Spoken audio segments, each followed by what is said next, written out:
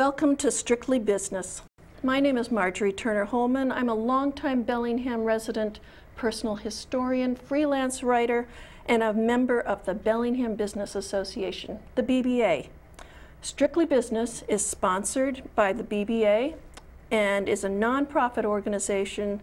BBA is a nonprofit organization that supports local business and gives back to the community. As a personal historian, my job is to listen to and help people share their stories. Now, Brian and Ernie are here to share their stories, and I'm really looking forward to that. So Brian Perico of Country Greenery in Bellingham and Ernie Pelletier of Friendly Neighborhood Comics. Welcome, Brian and Ernie. Thank you. Thank you. Now, before we meet our guests, I want to provide a brief recap of past BBA events. The BBA's monthly meeting in June was held at Lowell's Restaurant in Mendon, Massachusetts. At the dinner, we announced Citizen of the Year, who was Bernadette Rivard, director of the Bellingham Public Library. And at the dinner, we also announced winners of this year's college scholarships, Lindsay Lamphere, who graduated from Blackstone Valley Regional Technical High School, and Maria Mendez, who graduated from Bellingham High School.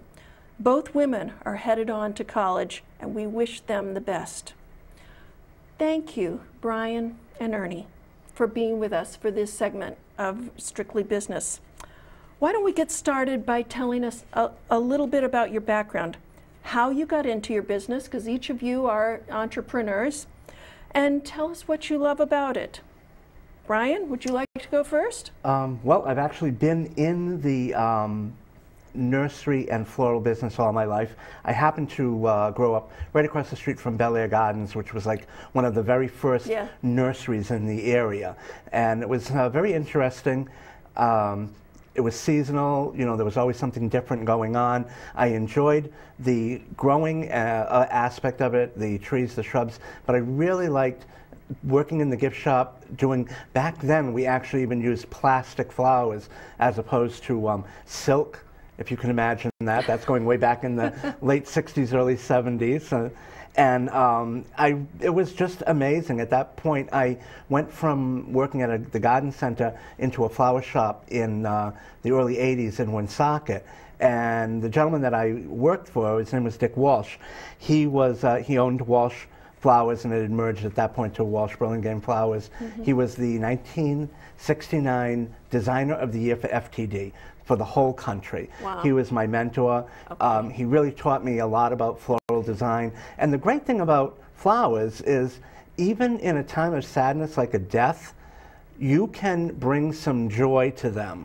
They can actually focus on something other than the sadness that they're feeling. And then in great times like weddings and births and that's all automatically, you know, very, very happy. Mm-hmm. You just add a little bit more color and excitement to the to their day. So that's what really triggered me into wanting to be a florist and truly wanting to own my own business, so I could put forth what I think is the best possible flower arrangement, design for my customers. And you're located right on 140 on Mechanic Street, just outside Bellingham Center. Yes. Right near the post office. Yes. When did you open that location? The location's been open for about 27 years, I think. I've owned it since 2007, okay. And it seems to be the greatest secret in Bellingham. Somebody came in to me the other day and they're like, "You really need to advertise more." And I'm like, when I bought the place, I spent over $5,000 in advertising.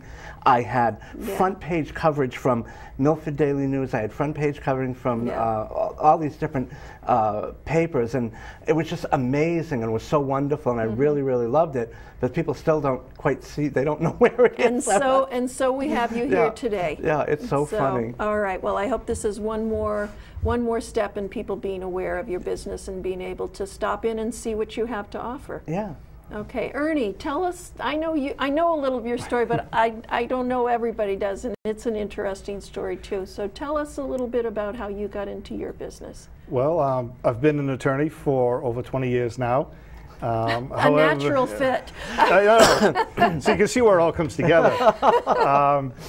But I've always been a lifelong comics reader. In fact, I attribute my early proficiency at reading and being such a good reader and eventually becoming an English major and even through the practice of law being fairly well read, I attribute a lot of that to being a comics reader at a young age. Huh.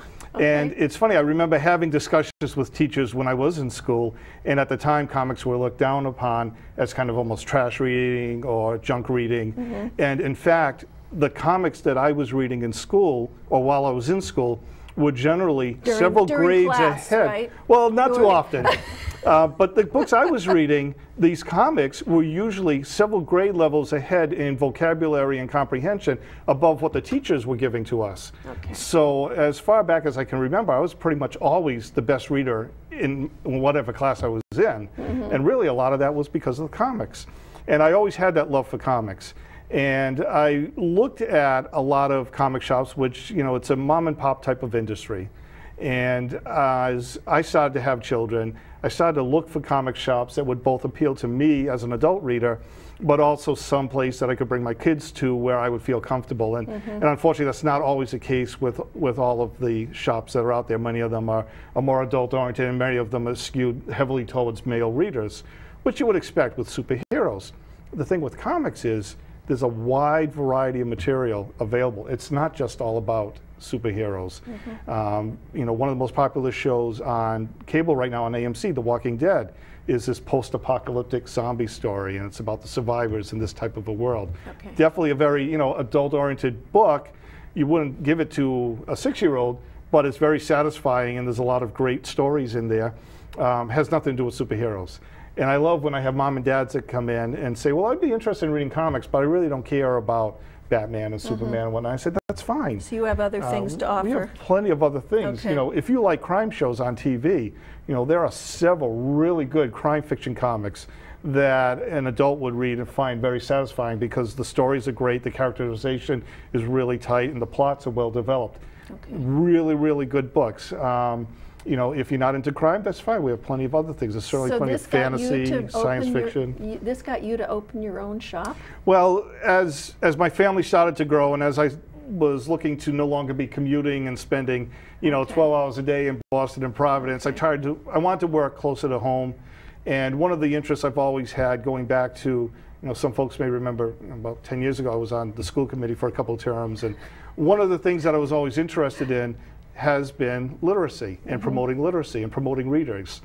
And you can't just open up a store full of books and put a sign out there that says reading is good for you. I'll be, you know, nobody will come. I understand that. So you've got to, you know, you've got to give kind of a hook. And the really cool thing about comics now is that all our kids growing up today are visually based. You look at the cell phones, you look at cable, you look at everything that they interact with. Everything is visual. Yeah. And comics are visual literature. Now, Moby Dick is a great book. I love that book. But if you give that book to a boy to read over the course of the summer, you're going to fight with him every day, and it's going to be a challenge to get him to read it. However, you give that same child the Moby Dick graphic novel, not only will he devour it, he will want more and ask for something else. Excellent. It's a great, great mechanism for getting people to read. And actually teachers, it's funny, I used to have these conversations with teachers who look down on the comics, and now they're coming into my store because a lot of them get it and they realize that this really is the secret weapon to creating extraordinary readers. I think, so it's really I think we're getting a good idea of why you love what you're doing. it's wonderful. I'm very It's fortunate wonderful. I have a passion for what I do. And really, I try and use the store to promote the art form and also to work with, you know, local teachers and libraries and parents to really promote literacy and readership in general. Okay. Phew. That's wonderful. I want to make sure and I leave enough time so that you all have a chance to tell me what sort of services you provide, especially this summer. School's out, people aren't reading, but ends different seasons. What do you do so that you can help your clients? What's going on for different services, Brian? Right now in the summer, the floral industry is extremely seasonal. Okay. And July and August tend to be your quietest months, unless you have weddings that are coming in, or the other situation are deaths, which there is no planning for it. Sure. It just happens. Sure. So other than that, it tends to be pretty quiet. We try to run certain specials through the summer months with cut flower specials or plant specials. But bottom line is people are vacationing and enjoying themselves and not really thinking about the flower shop that much, unless they absolutely have to. But again, like I said, we do have the weddings that keep us going, and there are birthdays. And one of the nice things I have noticed this year is and there seems to be, not that I'm any expert or on the subject, but there seems to be an economic turnaround. There does seem to be people spending money. When I see people come in and say, oh, I just want to send an arrangement because they've had a bad day, that's a good sign. Because that means people now have a little extra money. They're willing to spend it to make somebody else's day better. That has got to mean the economy's getting a little bit better. Oh, that's interesting. So, and it has changed to that point. I opened up, like I said, I bought the place in 2007. I had 9 months of incredible sales, and then, oh my God, everything bottomed out, and I was scared because it was very, very quiet in the end of 2008. We've been surviving. We're still there, you know. I've seen many businesses come and go, but we try to provide service as far as, you know, a delivery, or if you're looking for something specific, or if you're looking to recreate your wife's bridal bouquet, whatever we can do. And I also try to work with a budget. I tell everyone, have an idea what you want to spend, because I can give you a $500 bouquet, no problem, but you might only have a $100 pocketbook, or a $50 or a $25 pocketbook. And whatever you have, I try to make it the best that you can have with that amount of money.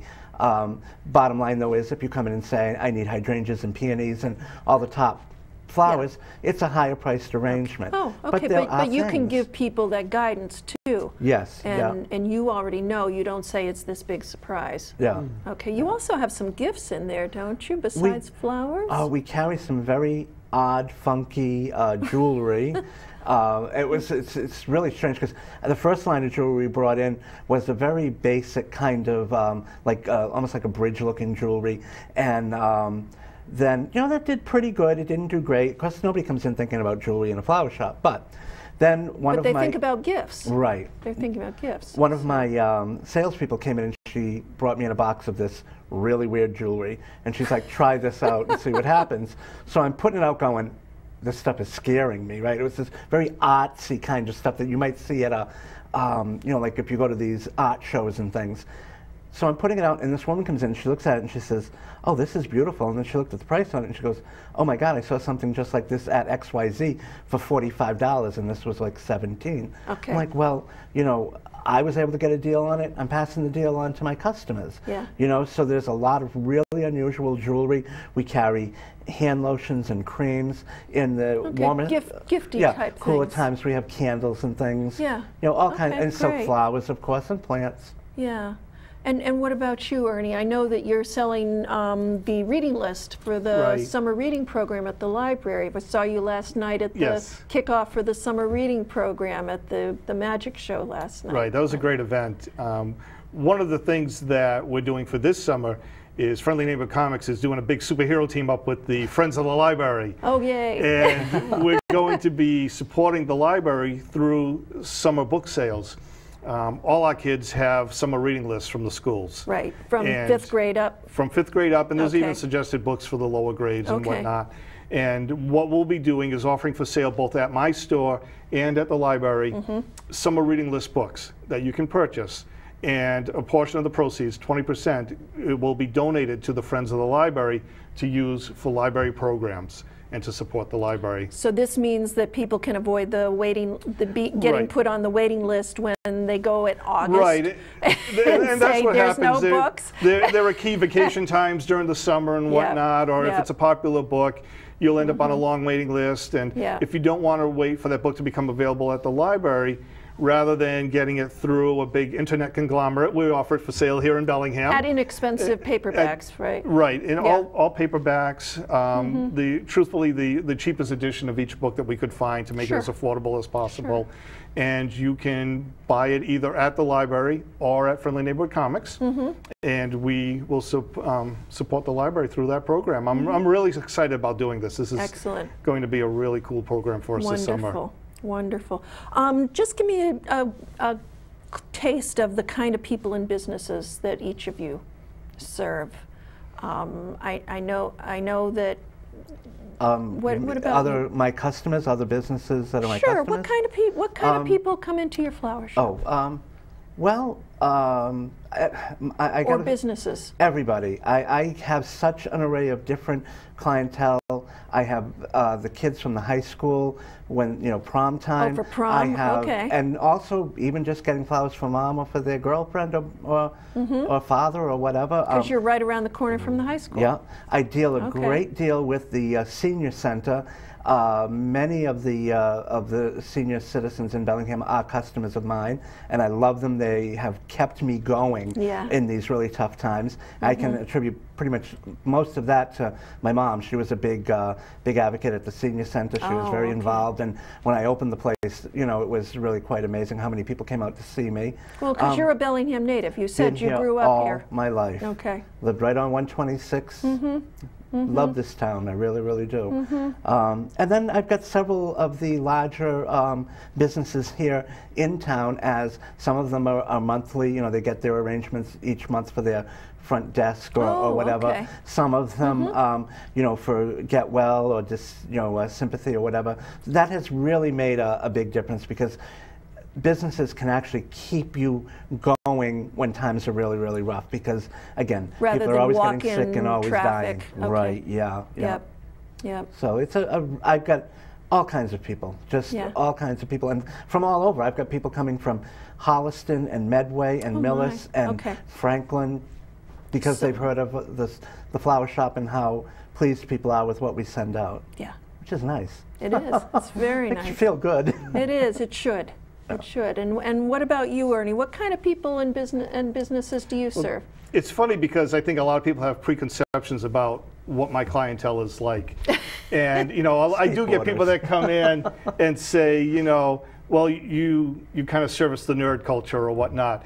And, it's funny, because if you look at the biggest movies in Hollywood right now, and the video games and a lot of television programs and the entertainment choices that are available to us, the culture war is over and the nerds won. So really, this nerd culture is really our popular culture.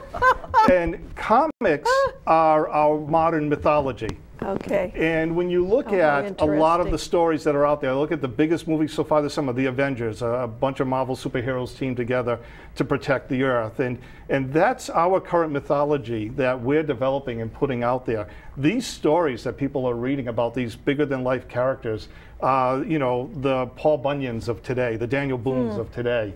So really, the culture that is presented in my shop is the popular culture that's prevailing today in our country. So I get people from all walks of life. I do get, the folks that have been into comics all their lives. I also get, being right on 140, right down there near the train station, I get guys in suits and ties that go to work every day and want something interesting to read on the train. And they stop in and they'll pick up a handful of comics. I get moms with little kids, which I love to see. Yeah. It really runs the gamut. I had a guy in the other day who was reading Captain America back in the 40s, saw the Avengers movie, didn't realize they were still making Captain America comics, and came in and bought a few. And it's interesting. It's amazing. So it's really everybody. If you like to read, if you like a good story, we've got something for you. Excellent. Okay. As you've already addressed it some, Brian, about the tough economic times. What all have you all done to respond to tough economic times? Well, I think my first The first thing that I did that really worked out well, that has kept people coming back into the store, is a cash and carry rose special. Very inexpensive. Cash and carry rose? Rose special, yes. Oh, okay. And of course we say cash and carry, and they're like, can you take a debit card, or can you? Yes, yes. But basically what it is no labor. We take the roses, we process them, they're fresh each week. We wrap them up with some greens, put a pretty bow on it, and send it out. You know, they take it. No delivery, no anything like that. Oh, okay. But it's very reasonable. So people can stop by and have flowers, and the husband can surprise the wife for under $20. And then people are like, oh, well, roses don't last. These guys come back and tell me, my wife got them to last 2 weeks, 3 weeks. Wow. You know, they change the water, they take the time to recut the stems. So that's been one of the things that keep people coming in. And when they get something they like that lasts, when the time comes that they need to spend money on something bigger, they do. The other thing too is we offer a wedding package for brides, and getting married is like probably one of the most expensive things you can be involved in. I cringe sometimes when I hear the prices that they spend on gowns and cakes and everything. So we have a package that they can pick out, and they get the choice of styles and colors, but we choose seasonal flowers that are the most reasonable and give them a really awesome arrangement for a very reasonable amount of money. Yeah, because the regular people don't know what florists have that are seasonal. It's not. It doesn't go according to our New England season, I presume. Is it? It's. I mean, not exactly. From October until usually May, we can always get tulips, and they're generally reasonable in price. Once it gets warmer, they stop producing. We can't get those. Sure. Hydrangea is good from February, usually into October. Sometimes you have to pay more at other times of the year. So some flowers and certain things. But you know those sorts of things, and I wouldn't know. Yeah. And also buying can make a big difference, because if I know I've got a wedding and I can purchase more of hydrangea and use the extra in the store, I can generally get it at a better price and try to pass that on. You know, that's I find been very important.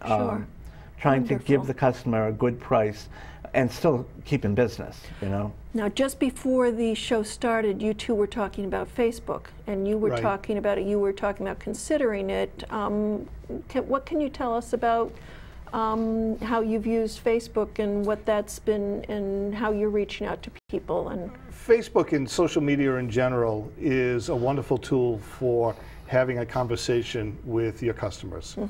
I find that it works best if you're not deliberately going out there trying to sell something, as opposed to have that conversation. One of the real successes of my store for me personally has been that I never set up to just set up a store. We were trying to develop a community, and by and large we've been able to do that. So, you know, I've now got an extended network of friends that are not just friends in Facebook name only, but folks that will come in that'll have an ongoing conversation. I know what books they like. I know what books, you know, their kids may like, and we may talk about favorite authors, favorite writers. You know, it really has become an effective way of maintaining a relationship with my customers above and beyond just those times when they happen to come into the store. Right. So it's been wonderful. And it's, you know, in terms of strictly business sense, it's a free service. It does not cost anything. And the other thing too, sometimes I tell other businesses as a cautionary tale, if you're not talking to your customers, somebody is. Right, right. Okay. And is there something about your business or industry that our viewers might not be aware of? Well, for me, really, it's that we've got a wide variety of material available. There are comics and graphic novels for all ages, all tastes and interests. And the other thing, most importantly, I think, to get out there is that we are a full-service bookstore. We're an independent bookstore. Okay. So above and beyond comics and graphic novels, and the library books. Yep, right. The if you like list. crime fiction, we carry that. If you know, we tend to stick mostly with genre novels, but really, I've got folks that come in for romance novels on a regular basis, all kinds of different books. So we're a full-service bookstore. We order from the same places as all the major bookstores order from, and I try and bring in a variety of material. And certainly stop in, check us out, and if there's something you think we should carry that we don't, let me know. Okay, and what about you, Brian? Is there something that we might not be aware of? fruit baskets. Fruit? Really?